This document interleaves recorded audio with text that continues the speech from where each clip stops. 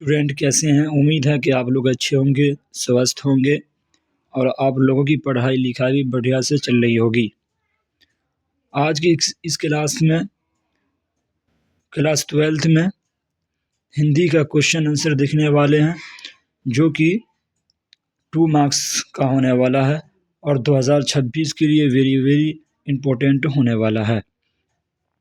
तो चलिए देखते हैं क्वेश्चन आंसर और क्वेश्चन को सॉल्व करने की कोशिश करते हैं। सवाल नंबर 6 दिया हुआ है, 6 दिया हुआ है। जिसे भी पुरुष अपना कर्म क्षेत्र मानता है, वह नारी का भी कर्म क्षेत्र है। कैसे? तो हम लोग इस तरह उत्तर लिख देंगे और लिखेंगे, नारी केवल नर को रिझाने या उसे प्रेरणा देने के लिए नहीं बनाई गई है। यानी महिला सिर्फ नर को रिझाने यानी प्यार करने और उसे प्रेरणा देने के लिए नहीं बनाई गई है, उसका भी कुछ काम है। जीवन यज्ञ में उसका भी अपना हिस्सा है, जीवन यज्ञ में उसका भी कुछ अपना हिस्सा है, कुछ अपना काम है और वो हिस्सा घर तक सीमित नहीं है, बाहर भी है। पुरुष जिसे अपना कर्म क्षेत्र मानता है, वही नारी का भी कर्म क्षेत्र है। इसका मतलब ये हुआ कि पुरुष मतलब जेंट्स का जो कर्म क्षेत्र है वो नारी का भी है। जो काम मर्द कर सकता है वो नारी यानी लेडीज भी कर सकती है। ये सवाल का जवाब इस तरह हम लोग करके देंगे।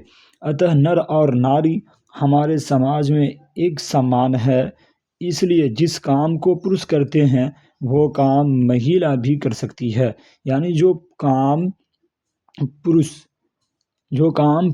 मर्द कर सकता है वह महिला भी कर सकती है और इसे करने देना चाहिए और ये बिल्कुल गलत है कि पुरुष अपना उद्देश्य को पूरा करने के लिए पूरे क्षेत्र पर कब्जा कर ले और वही नारी के लिए सिर्फ एक घर का कोना छोड़ दे। यानी मर्द अपना ख्वाहिश पूरा करने के लिए, अपना ज़रूरत को पूरा करने के लिए पूरी दुनिया पर कब्जा कर लेता है और लेडीज़ को और नारी को सिर्फ अपना घर का एक कोना छोड़ देता है। ये गलत है, ऐसा नहीं होना चाहिए। जो काम मर्द करता है वो लेडीज़ भी कर सकती है। तो इस तरह करके हम लोग दे देंगे और आंसर दे देंगे हम लोग का 2 मार्क्स पूरा का पूरा मिल जाएगा, 2 मार्क्स पूरा का पूरा मिल जाएगा। तो चलिए हम लोग देखते हैं सवाल नंबर 7 की तरफ।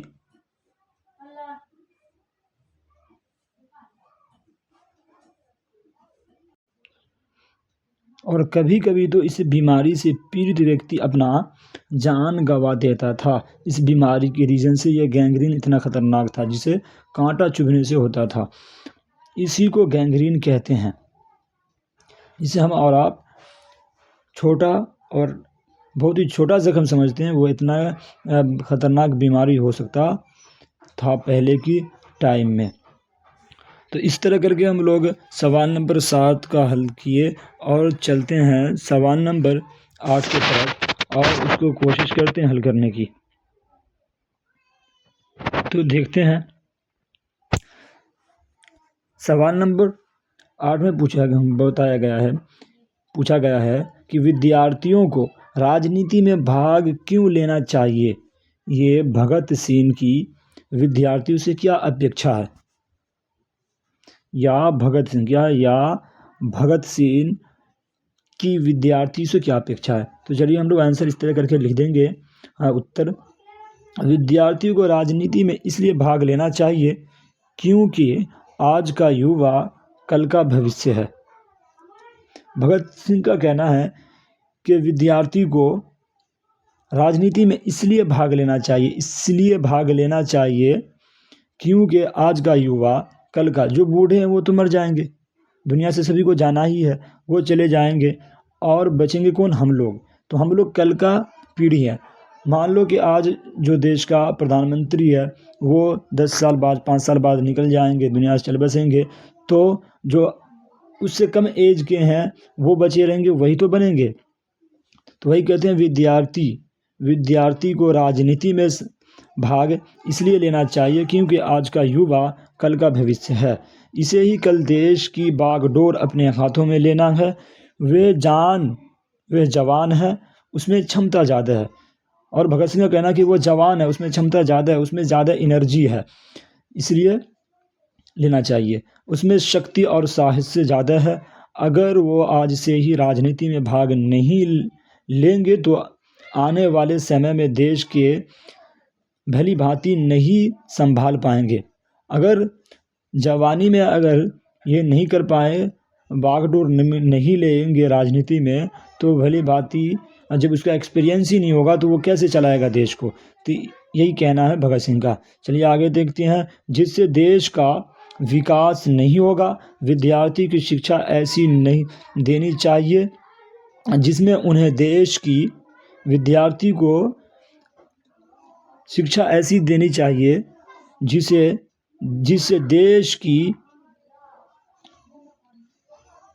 देश की परिस्थितियों का ज्ञान हो और उसके अंदर सुधार के उपाय सोचने की योग्यता पैदा हो। मतलब भगत सिंह कहते हैं युवा को ऐसी शिक्षा देना चाहिए जिससे उसको ज्ञान हो और पॉलिटिक्स में योग्यता पैदा हो, एनर्जी हो, एक्सपीरियंस हो। यही कहते हैं भगत सिंह। तो चलिए आगे देखते हैं कि योग्यता हो। भगत सिंह का मानना था कि विद्यार्थी को पढ़ने के साथ साथ पॉलिटिक्स में भी भाग लेना चाहिए। उसका मानना था कि विद्यार्थी को पढ़ने के साथ साथ पॉलिटिक्स में भी भाग लेना चाहिए और जब ज़रूरत पड़े तो मैदान में कूद पड़े और अपना जीवन उसी काम में लगा दे। यह भगत सिंह का कहना था। तो इस तरह करके हम लोग लिख देंगे। 2 नंबर पक्का पूरी तरह से हम लोगों को मिल जाएगा, एक भी नंबर नहीं कटने वाला है, जो कि 2026 में बोर्ड एग्ज़ाम देने वाले हैं उसके लिए। चलिए देखते हैं, सवाल नंबर 8 को हल करने की कोशिश करते हैं और बढ़िया से करते हैं। सवाल नंबर 8 में दिया हुआ है कि भगत सिंह ने कैसी मृत्यु को सुंदर कहा। वे आत्महत्या को कायरता कहते हैं। इस संबंध में उनके विचारों को स्पष्ट करें। कहते हैं कि भगत सिंह कैसे मृत्यु को पसंद करते थे, सुंदर कहते थे, और उसका आत्मा को कायरता कहते हैं। वे आत्महत्या को जो मर जाता है फांसी लगा के, कट के, तो उसको जहर खा के, उन लोगों को भगत सिंह कायरता, जो खुद से मर जाते हैं, उसको कायरता कहते हैं। इस संबंध में उनके विचार को स्पष्ट करें।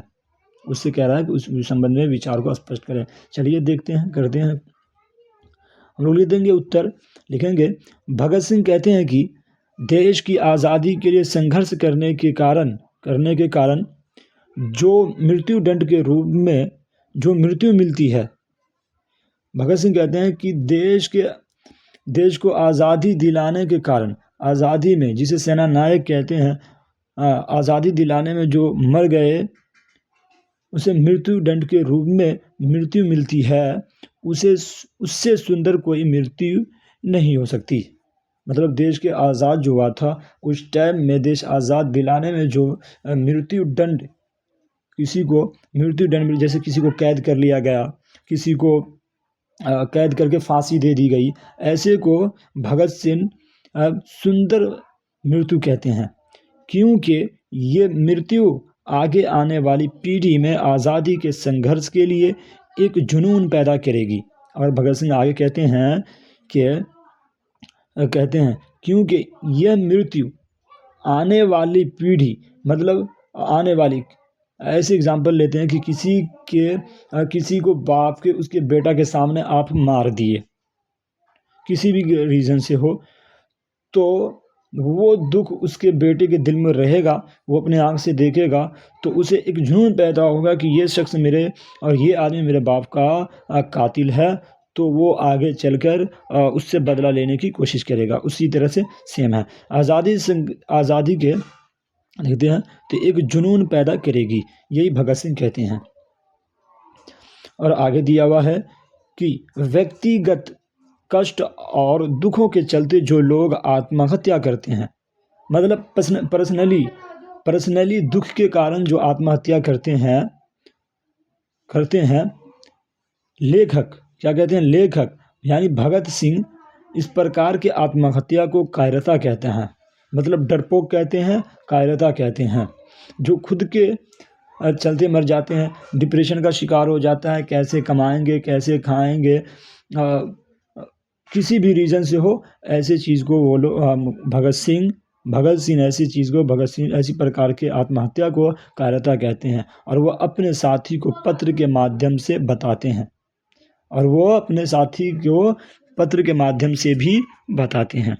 तो हम लोग सवाल नंबर 9 को देखें और चलते हैं सवाल नंबर 10 की तरफ।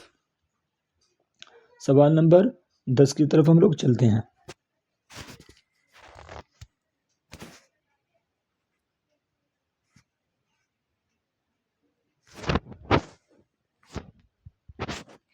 दो सेकंड।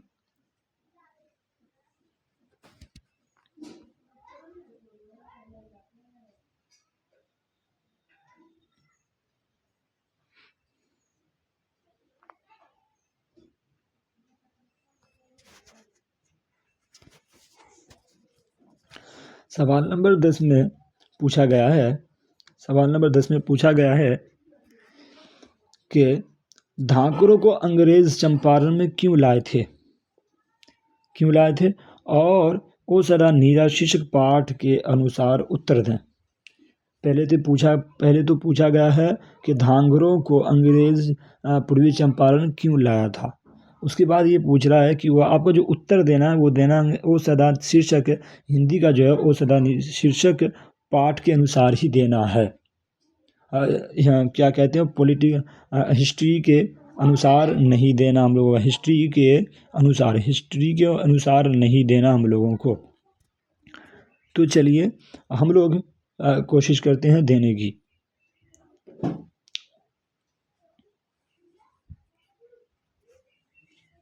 उत्तर हम लोग इस तरह लिख देंगे और लिखेंगे, धांगरों को अंग्रेज़ों ने चंपारण में इसलिए लाया था क्योंकि वे ज़मीन की उपजाऊ मिट्टी में काम करने वाले मजदूर थे। धांगर ज़मीन में काम करने वाले थे, किसान टाइप के लोग थे और किसानी करते थे, मिट्टी को कोर करके उसमें दाना उपजाते थे। तो इसीलिए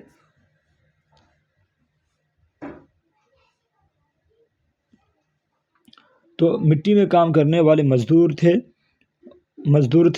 अंग्रेज़ों को चंपारण में नील की खेती करनी थी और अंग्रेज़ इसलिए लाया था, एक तो वो लोग मजदूर थे, मिट्टी में काम करने वाले थे और अंग्रेज़ को चंपारण में नील की खेती करनी थी। इसलिए काम करने वाले मजदूर की और नील की खेती करने के लिए काम करने वाली मजदूर की आवश्यकता थी और उसके लिए उन्होंने धांगरों को चंपारण में लाया, क्योंकि जो धांगर थे वो खेती का काम करते थे और अंग्रेज़ को नील की खेती करनी थी और इसी नील की खेती करनी थी और धांगर खेती करते थे, तो इसीलिए उनको लाया पूर्वी चंपारण में नील की खेती करवाने के लिए। इन मजदूरों को पूरी स्थिति में काम करने के लिए रखा गया था ताकि नील की खेती को बढ़ावा मिल सके और अंग्रेज़ों को 2 सेकंड।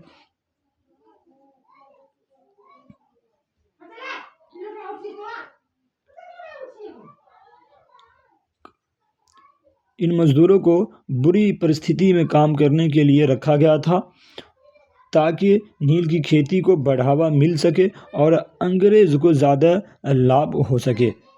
इस तरह करके लाए थे ताकि ज़्यादा हो सके, और धांगरों को लाया था पूर्वी चंपारण में अंग्रेज़ों ने। और भांग क्यों लाया था? क्योंकि धांगर खेती करने वाले मजदूर थे, इसीलिए लाया था। तो इस तरह करके हम लोग लिख देंगे तो 2 मार्क्स पूरी तरह से हम लोगों को मिल जाएगा, पूरी 2 मार्क्स का नंबर मिल जाएगा 2026 के लिए। तो चलिए देखते हैं हम लोग सवाल नंबर 11 को।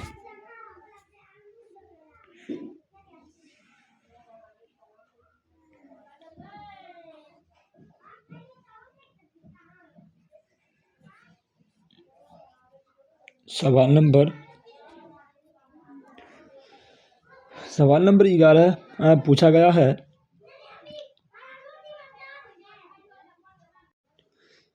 सवाल नंबर 11 पूछा गया है कि सवाल नंबर 11 पूछा गया है कि मानक और सिपाही एक दूसरे को क्यों मारना चाहते थे। तो चलिए देखते हैं क्यों मारना चाहते थे। उत्तर हम लोग इस तरह लिख देंगे और लिखेंगे कि मानक बर्मा में अंग्रेज़ों के साथ लड़ने गया था। मानक जो था सिपाही था, हाँ, अंग्रेज़ों के साथ बर्मा में, अंग्रेज़ों उस टाइम में गिरमिर्दिया युद्ध हो रहा था बर्मा में। तो मानक बर्मा में अंग्रेज़ों के सिपाही लड़ने गया था, और दूसरी तरफ जापान की तरफ से एक सिपाही था। मानक भी सिपाही था जो कि अंग्रेज़ की तरफ से लड़ रहा था, और दूसरी तरफ जापान की सिपाही था। उस तरफ से एक दूसरे का दुश्मन होता था, क्योंकि वो अपने अपने देश के लिए लड़ता था। मानक और सिपाही एक दूसरे को दुश्मन समझते थे। मानक जो थे वो अंग्रेज़ का सिपाही थे, और एक जापान का सिपाही था।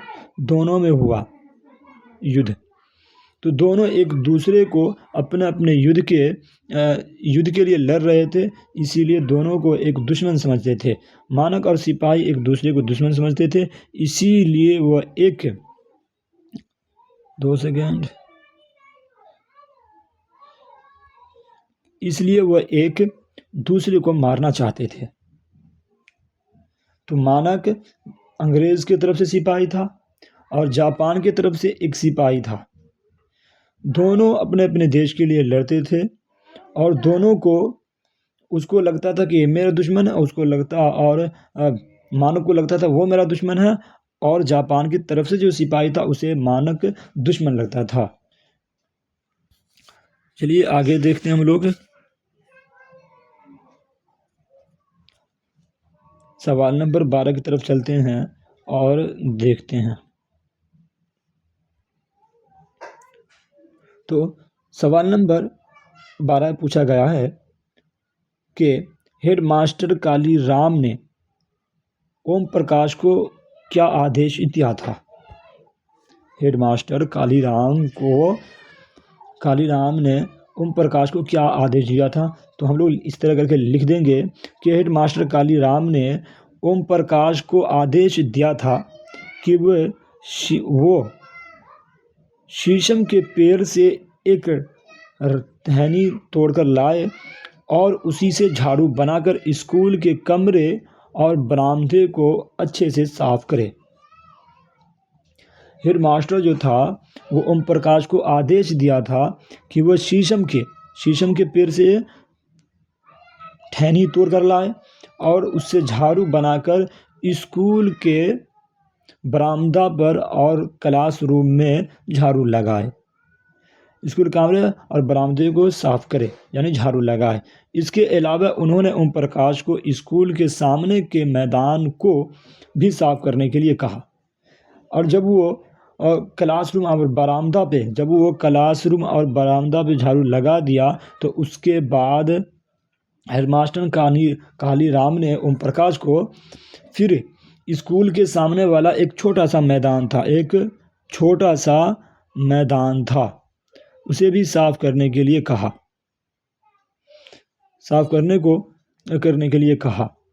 तो इस तरह करके हम लोग लिख देंगे। तो इस तरह करके हम लोग लिख देंगे सवाल नंबर 12। तो हम लोग का ये सवाल नंबर 12 पूरा हुआ। और सवाल नंबर जब 12 लिखेंगे और इस तरह लिखेंगे तो हम 100%, जब इस तरह आप 2 सेकेंड, जब इस तरह आप लिखेंगे तो आपको 2 मार्क्स, आपको 2 मार्क्स पूरी तरह से पक्का मिल जाएगा, बशर्ते कि आप इस तरह लिखेंगे तब। चलिए हम लोग देखते हैं सवाल नंबर 13 को। सवाल नंबर 13 को देखते हैं और हल करते हैं। तो सवाल नंबर 13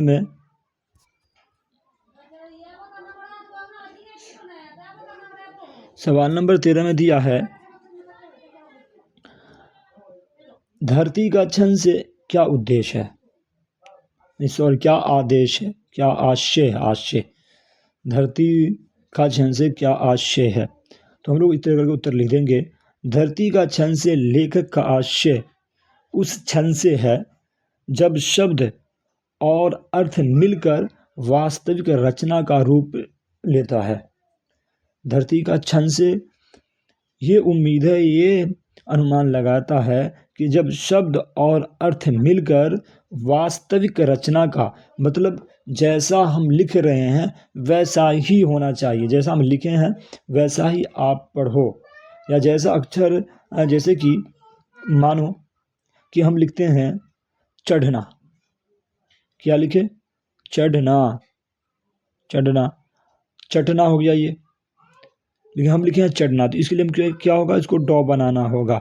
तो जैसा हम लिखे हैं वैसा ही होना चाहिए, इसका मतलब ये हुआ। तो वास्तविक रचना का लेता है।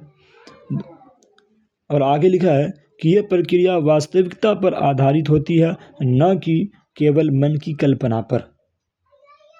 ये वास्तविक मतलब रियलिटी जो होता है, रियलिटी मतलब सच्चाई जो होता है, सच्चाई उसी पर आधारित होता है, बल्कि ना मनगढ़ंत कहानी पर। तो इस तरह करके हम लोग सवाल नंबर 13 को भी देख लिए।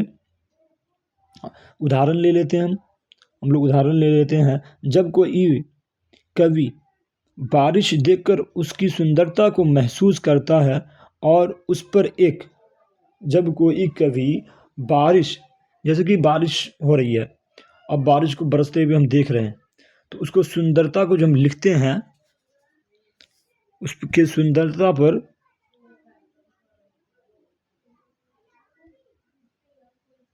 जो लिखते हैं उसी को रियलिटी कहा जाता है। तो इस तरह करके हम लोगों का सवाल नंबर 13 तक हम लोग देखे हैं। उम्मीद करते हैं कि आप लोग वीडियो में अंत तक बने रहे होंगे, और इस चैनल पे फ्री ऑफ कॉस्ट, इस चैनल पे सारी सब्जेक्ट पढ़ाई जाती है। उम्मीद करते हैं कि जो भी पढ़ाएं आप लोगों को पूरी बढ़िया से समझ आई होगी। अगर बढ़िया से समझ आई है तो आप एक कमेंट करके हमें ज़रूर बताएंगे। बाय बाय, तब तक के लिए खुदा हाफिज़। मिलते हैं किसी नेक्स्ट क्लास में।